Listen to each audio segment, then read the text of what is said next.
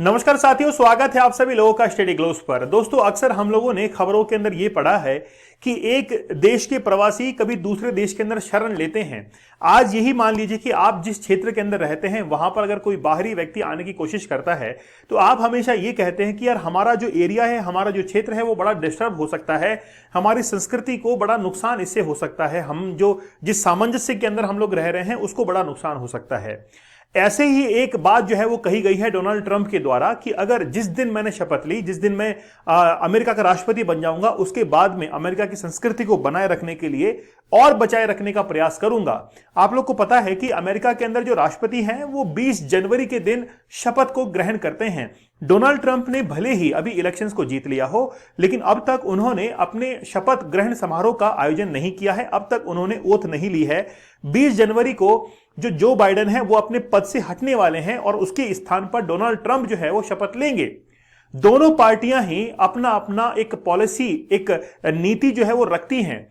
Joe Biden का ये कहना है कि जितने भी प्रवासी इमिग्रेंट जो है वो अमेरिका के अंदर आते हैं, हम उनके लिए पॉलिसीज बनाएंगे कि अगर जिनके पास में कोई वैलिड डॉक्यूमेंट है वही अमेरिका के अंदर आ सकते हैं। लेकिन डोनाल्ड ट्रंप इसके जस्ट अपोजिट चलते हैं। उनका ये कहना है कि अमेरिका के अंदर किसी भी व्यक्ति को यहां पर जो है वो एंट्री नहीं दी जाएगी। अगर वो किसी काम के सिलसिले में आ रहे हैं, किसी वीजा के तहत आ रहे हैं, तो ही उनको एंट्री दी जाएगी, अन्यथा उनके डॉक्यूमेंट्स के अंदर कोई भी कमी पाई जाती है तो उनको वापस से रवाना कर दिया जाएगा।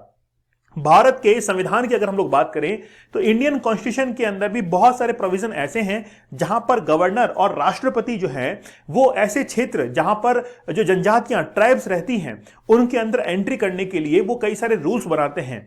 जैसे हम लोग बात करें हमारे जो इंडियन कॉन्स्टिट्यूशन के अंदर शेड्यूल है, शेड्यूल 5 है, शेड्यूल 6 है, वहां पर बहुत सारे देशवासियों को एंट्री करना भी बड़ा मुश्किल होता है, क्योंकि हमको ऐसा लगता है कि अगर उन क्षेत्रों के अंदर जाएंगे तो वहां की जनजातियां जो है उनकी कल्चर कहीं ना कहीं जो है डिस्टर्बेंस हो सकता है। चलिए बात करते हैं इसको अमेरिका के परिप्रेक्ष्य के अंदर। अमेरिका के अंदर हाल ही में अनाउंस किया गया है, एक रिपोर्ट वहां पर जारी की गई है जिसमें भारत को 13वीं रैंक पर रखा गया है, 13 रैंक पर। और यह कहा गया है कि भारत के द्वारा जो भी नागरिक अमेरिका के अंदर जाते हैं तो भारत के अंदर रहने वाले उनके परिजन वो कभी भी उनको वापस नहीं बुलाते हैं, इसीलिए वो हमारे लिए कोई फायदा नहीं पहुंचाते हैं। इसीलिए भारत जैसे और कई देशों की एक लिस्ट जो है वो जारी की गई है और ये कहा गया है कि भारत के लगभग 18,000 नागरिकों को वापस से डिपोर्ट कर दिया जाएगा फ्रॉम यूएस, क्योंकि वो यूएस को कोई भी फायदा नहीं पहुंचा रहे हैं, वो इलीगल इमिग्रेंट जो है उसकी कैटेगरी में आ रहे हैं। सबसे पहले हम लोग बात करेंगे इमिग्रेंट्स की। देखिए, बहुत सारे भारतीय जो हैं वो आज वापस से भारत में आने को तैयार हैं। 18,000 भारतीय को वापस से भारत के अंदर भेजा जाएगा, लेकिन ये प्रोसेस जो है वो एक दिन के अंदर कंप्लीट नहीं होगा। इस प्रोसेस को होने में लगभग 3 साल का समय लगेगा। हम लोगों ने कई बार जो है वो यूएसए के मैप को देखा है। यूएसए से बिल्कुल नीचे एक देश है जिसको हम लोग कहते हैं मैक्सिको। मैक्सिको से बहुत सारे इमिग्रेंट जो है वो हर साल ये कोशिश करते हैं कि वो यूएसए के अंदर जाकर बस जाए और वहीं पर नौकरी करें और वहीं पर उनका रहना, खाना पीना सब कुछ हो। हाल ही के अंदर भारतीय बॉलीवुड ने एक फिल्म को रिलीज किया था जिसका नाम था डंकी।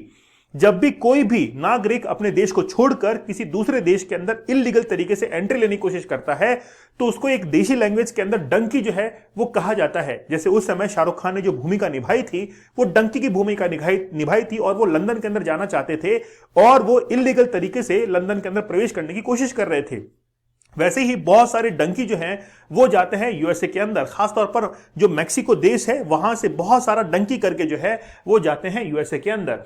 तो अमेरिका से बहुत सारे इमिग्रेंट जो है इनको डिपोर्ट वापस से किया जाएगा भारत के अंदर। दोस्तों, आप लोग हमारे 100 डेज के चैलेंज के साथ में जरूर जुड़िए। देखिए, आपके जीवन के अंदर ऐसे बहुत कम मौके आते हैं जिस समय आपको 100 डेज के चैलेंज को फेस करने का मौका मिलता है। हो सकता है कि अभी आपके पास में समय है और अभी जीवन आपका थोड़ा यंग एज के अंदर है, इसीलिए मैं आप लोगों से कहता हूं कि आप अपने जीवन के अंदर कंसंट्रेशन और फोकस को बनाए रखिए, क्योंकि उसके बिना कुछ भी संभव नहीं हो पाएगा। जिन लक्ष्यों की प्राप्ति आप लोग करना चाहते हैं उन लक्ष्यों तक आप लोग नहीं पहुंच पाएंगे अगर आपके जीवन के अंदर कंसंट्रेशन नहीं है। अगर आप लोग पोर्नोग्राफी को देखते हैं तो भी आपका कंसंट्रेशन कहीं ना कहीं लूज पड़ता जाएगा। इसीलिए मैं आप लोगों से ये कहता हूं कि अपने जीवन के अंदर एक बार आप लोग 100 डेज के चैलेंज को जरूर ज्वाइन कर लीजिएगा। हाल ही में इसकी प्राइस काफी डाउन कर दी गई है ताकि आप लोग इस लाइफ चेंजिंग कोर्स को ज्वाइन कर सकें और इन तमाम टेक्निक्स का आप लोग लुत्फ उठा सकें। इन तमाम टेक्निक्स को सीखकर आप अपने जीवन को और खुशनुमा बना सकते हैं, अपने लक्ष्य तक पहुंच सकते हैं। इसीलिए इससे पहले हमने 75 डेज का हार्ड चैलेंज लिया था, उसके बाद में हमने 100 डेज का हार्ड चैलेंज लिया है। आप लोग इसको जरूर ज्वाइन कीजिएगा। चलिए थोड़ा विस्तार से बात करेंगे। अमेरिका के अंदर एक डिपार्टमेंट है जिसका नाम है US immigration and customs enforcement, जिसको शॉर्ट के अंदर आईसीई जो है वो कहा जाता है। तो ये जो आईसीई डिपार्टमेंट है, इसके द्वारा हाल ही के अंदर एक रिपोर्ट जारी की गई है और उस रिपोर्ट के अंदर ये कहा गया है कि भारत समेत बहुत सारे देश ऐसे हैं जिनसे बहुत सारे नागरिक इमिग्रेंट जो है वो यूएस के अंदर आने की कोशिश करते हैं, लेकिन इलीगल तरीके से आने के कारण हम उसको वापस से डिपोर्ट करवाते हैं, क्योंकि उनके पास में दस्तावेज जो है वो ठीक तरीके से नहीं होते हैं। ठीक है, यही डिपार्टमेंट रेस्पॉन्सिबल है कि अमेरिका के अंदर किसको एंट्री देनी है और किसको एंट्री नहीं देनी है, मतलब माइग्रेशंस के बारे में, इमिग्रेशंस के बारे में ये जो है वो डिस्कस करते हैं और रिपोर्ट जो है वो हर साल जारी करते हैं। इन्होंने हाल ही के अंदर एक रिपोर्ट जारी की है और ये कहा है कि भारत से जितने लोग अमेरिका के अंदर जाते हैं उसमें भारत जो है वो 13वें देश पर है, जबकि कुछ देश ऐसे हैं जैसे गोयना वगैरह है, वहां से यूएस के अंदर बहुत सारे लोग जाते हैं। इन्होंने हाल ही के अंदर एक रिपोर्ट जारी की है। इसी वेबसाइट के ऊपर बहुत सारे लोग मोस्ट वांटेड की लिस्ट के अंदर है, जो कि अमेरिका से या तो भगोड़े घोषित हो चुके हैं, फॉगिटिव है, जिनको कई को पकड़ा भी जा चुका है, किसी को अरेस्ट भी किया जा चुका है। अलग अलग लिस्ट जो है वो जारी की जाती है। बहुत सारे इसके अंदर भारतीय भी शामिल हैं। ठीक है, खास तौर पर जो साउथ अमेरिकन रीजन है, साउथ अमेरिकन कॉन्टिनेंट है, उसके ज्यादातर लोग जो है वो आपको इस मोस्ट वांटेड की लिस्ट के अंदर आपको देखने को मिलेंगे। जब हम लोग आईसीई की रिपोर्ट के बारे में बात करते हैं तो उस रिपोर्ट के अंदर यह कहा गया है कि 2,40,255 इमिग्रेंट जो हैं उनको फिस्कल ईयर 2016 के अंदर यहां से हटाया गया था, रिमूव किया गया था, जबकि 2,26,000 जो लोग हैं उनको फाइनेंशियल 2017 के अंदर और लगभग 2,56,000 लोगों को फाइनेंशियल ईयर 2018 के अंदर अमेरिका से जो है वो बाहर का रास्ता दिखा दिया गया था। अगर हम लोग माने कि लगभग 2017 के अंदर अगर हम लोग काउंट करें तो 80% एंड ओवर 80% ऑफ जो है फाइनेंशियल ईयर के अंदर लगभग जो है उनको वहां से हटा दिया गया था। अगर हम लोग बात करें आईसी एनफोर्समेंट की रिसेंटली 2024 की जो रिपोर्ट है जो कि क्वार्टर के अंदर जारी की गई है, क्वार्टर 3 के अंदर, उसमें कहा गया है कि अमेरिका के अंदर लगभग आप लोग कह सकते हैं कि भारत से यानी कि पूरे अमेरिका से, अमेरिका के अंदर जो है अब तक लगभग 5 करोड़ लोग जो है वो इमिग्रेंट्स बनकर अमेरिका के अंदर पहुंच चुके हैं और ये संख्या जो है वो दिन ब दिन जो है वो बढ़ती ही जा रही है। Nearly ICA removed nearly 68,000 individuals non citizens को जो है हाल ही में उन्होंने बाहर का रास्ता जो है वो दिखाया है। ठीक है ना, तो बहुत सारे लोग जो है उनको बाहर निकाल दिया है। यूएस इमिग्रेशन की अगर हम लोग बात करें, आईसी डिपार्टमेंट की अगर हम लोग बात करें तो उन्होंने एक लिस्ट जारी की है जिसमें यह बताया गया है कि भारत के लगभग 18,000 नागरिक जो हैं, जो कि अनडॉक्यूमेंटेड हैं, इंडियंस हैं, उनको वापस से डिपोर्ट किया जाएगा। लेकिन ये जो प्रोसेस है वो एक दिन के अंदर कंप्लीट नहीं होगा। इस पूरे प्रोसेस को करने में लगभग 3 साल का समय जो है वो लग सकता है। India is not the country with the largest number of the undocumented immigrants, मतलब इंडिया जो है वो सबसे बड़ा देश नहीं है। इंडिया से भी बड़े, मतलब कुल 12 देश जो है वो इंडिया से ज्यादा बड़े हैं जहां से इमिग्रेंट जो है वो यूएस के अंदर जाते हैं। खास तौर पर नंबर 1 पर है होंडुरास और दूसरे पर है ग्वाटेमाला। ये 2 देश ऐसे हैं जहां से लगभग 2.5 लाख 2,61,000 होंडुरास से और ग्वाटेमाला से 2,53,000 जो लोग हैं वो अनडॉक्यूमेंटेड है और जो कि अमेरिका के अंदर शरण लेने की कोशिश कर रहे हैं। एशिया की अगर हम लोग बात करें तो चाइना के अंदर सबसे ज्यादा है, 37,908 लोग जो हैं वो कहां पर मौजूद हैं, यूएस के अंदर, जिनके पास में डॉक्यूमेंट नहीं है। और इंडिया की जो है वो रैंक है 13, क्योंकि इंडिया के लगभग 18,000 जो लोग हैं वो 2024 के अंदर हैं जिनके पास में डॉक्यूमेंट नहीं है। इसीलिए इनको वापस से बाहर निकालने का रास्ता जो है वो बनाया जा रहा है। Immigration to the United States has been a major source of population growth. अगर हम लोग अमेरिका की बात करें, अमेरिका की पॉपुलेशन के अंदर ग्रोथ जो देखने को मिल रहा है हाल ही के अंदर, वो देखने को मिल रहा है किसके कारण, इमिग्रेशन के कारण। और कल्चरल चेंज भी देखने को मिल रहा है। देखिए, अमेरिका हमेशा से ये कहता है कि बाहर के जितने भी लोग हमारे देश के अंदर आते हैं वो हमारी संस्कृति को, हमारे जो कामकाज है इसको डिस्टर्ब करते हैं, क्योंकि आज अमेरिका की जो जनसंख्या है उसके बराबर इमिग्रेंट्स वहां पर पहुंच चुके हैं। इमिग्रेंट्स मींस मतलब जो अमेरिका के नागरिक नहीं हैं और फिर उनके पास में, कईयों के पास में अमेरिका की नागरिकता जो है वो भी मिल चुकी है।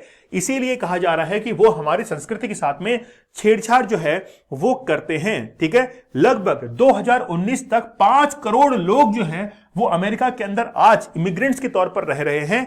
ठीक है, the represent 19.1% of the 244 million international immigrants, मतलब पूरे विश्व के अंदर जितने इमिग्रेंट्स हैं उसमें से 19.1% कहां पर है, अमेरिका के अंदर है।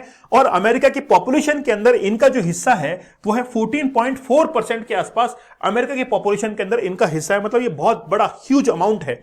आप कुछ आंकड़े जो है वो देखकर चौंक जाएंगे कि अमेरिका के अंदर अमेरिकन जो हैं वो है 40.2%, जबकि एशियन जो है वो 38.5%, मतलब अमेरिका की पॉपुलेशन के बराबर वहां पर एशियंस रहते हैं। उसके बाद में अफ्रीका के आते हैं 10.8%, यूरोप के हैं 9.8%, ऑस्ट्रेलिया और ओशिनेशिया के हैं 0.6% और अननोन जिनका कोई ठिकाना नहीं है वो 0.1% भी है। अगर लैंग्वेज की बात करें तो वहां पर इंग्लिश जो बोली जाती है वो सबसे कम 16% बोली जाती है और सबसे ज्यादा जो लैंग्वेज बोली जाती है वो होती है स्पेनिश। वहां पर हिंदी बोलने वाले लोग भी हैं जिनकी संख्या है 5%। तो मतलब Chinese, Spanish, Hindi, French, English, बहुत सारे जो है भाषाओं को बोलने वाले लोग वहां पर रहते हैं।